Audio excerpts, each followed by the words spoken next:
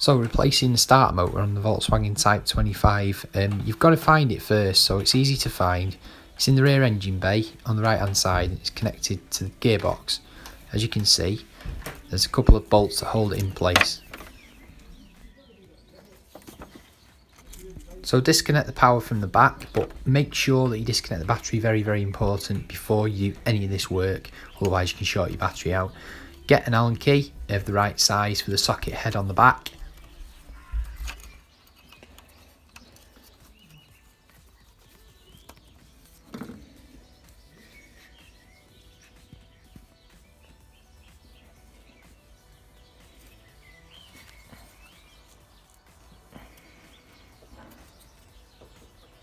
I find it helps if you get some of this WD-40 as well and just spray it on, making sure that the bolts and the nuts are easily loosened. It really does help, to be honest. It's quite a godsend.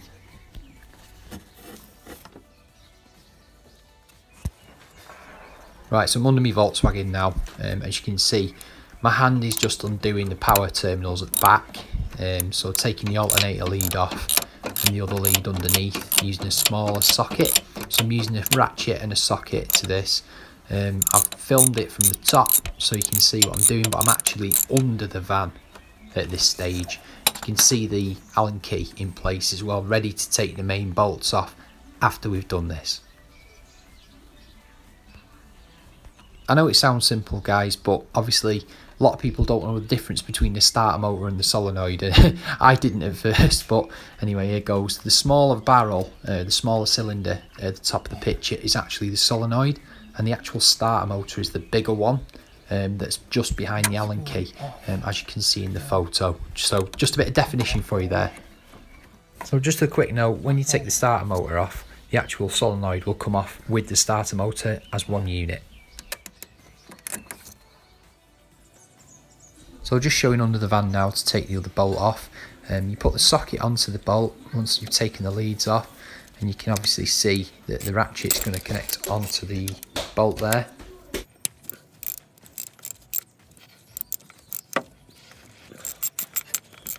I don't actually work this fast, I just sped it up just for the video.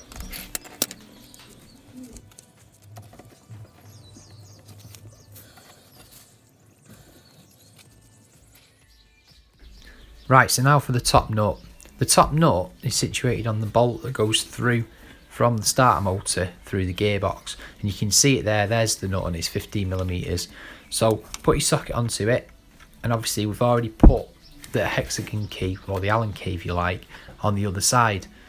And as you start to turn it, you can loosen the bolt.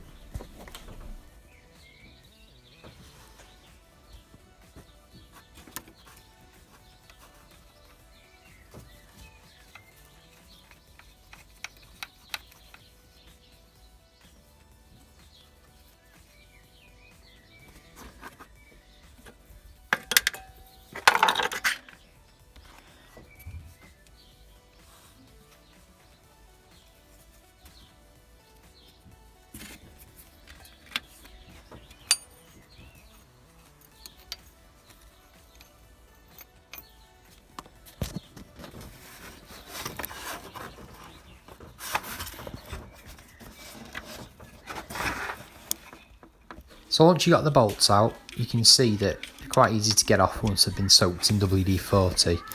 Take them out, don't lose them whatever you do. Obviously you can clean them up as well if you like to. Looking at the starter motor, just get the starter motor out now from the back.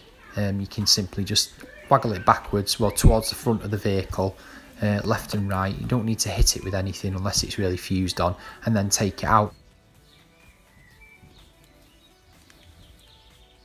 Starter motor's off, you can clean the commutator up using fluid, or you can put it on a lathe and take a little slice off it, sort of a very thin layer.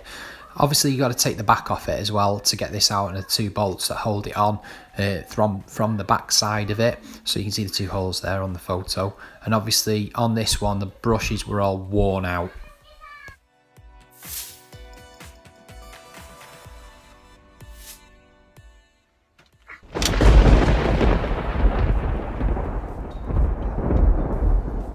Right, so once you've unsuccessfully electrocuted yourself, connect the terminals as shown. So obviously the black lead to the negative lead goes onto the aluminium part of it, so that'll be the earth on your van.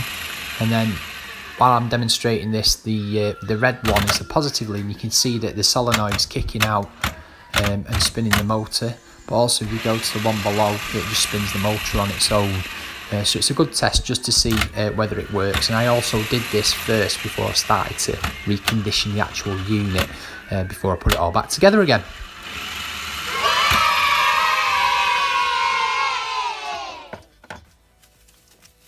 Right, so the next stage of this is just to show you a bit of cleaning. Cover the front of the starter motor up with some bubble wrap or something.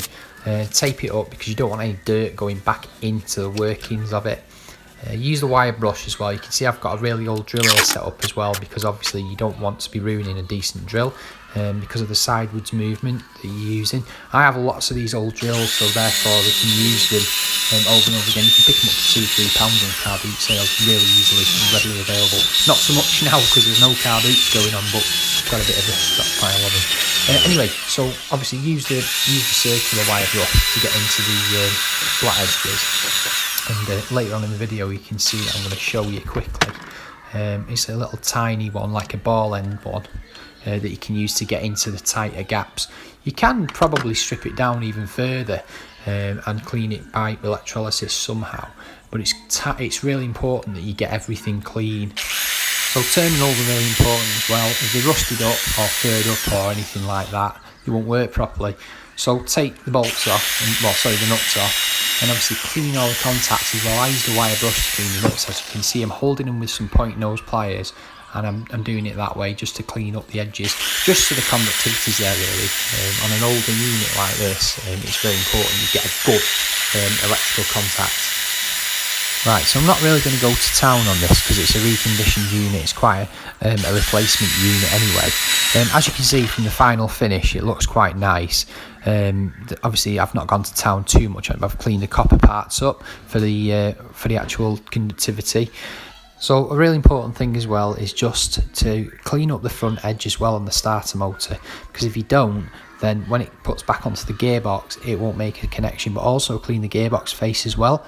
Make sure you cover it up, you don't get any parts inside the gearbox, because obviously you don't want to wear the gears away and things. So thanks for watching, and hopefully there's another video available very soon.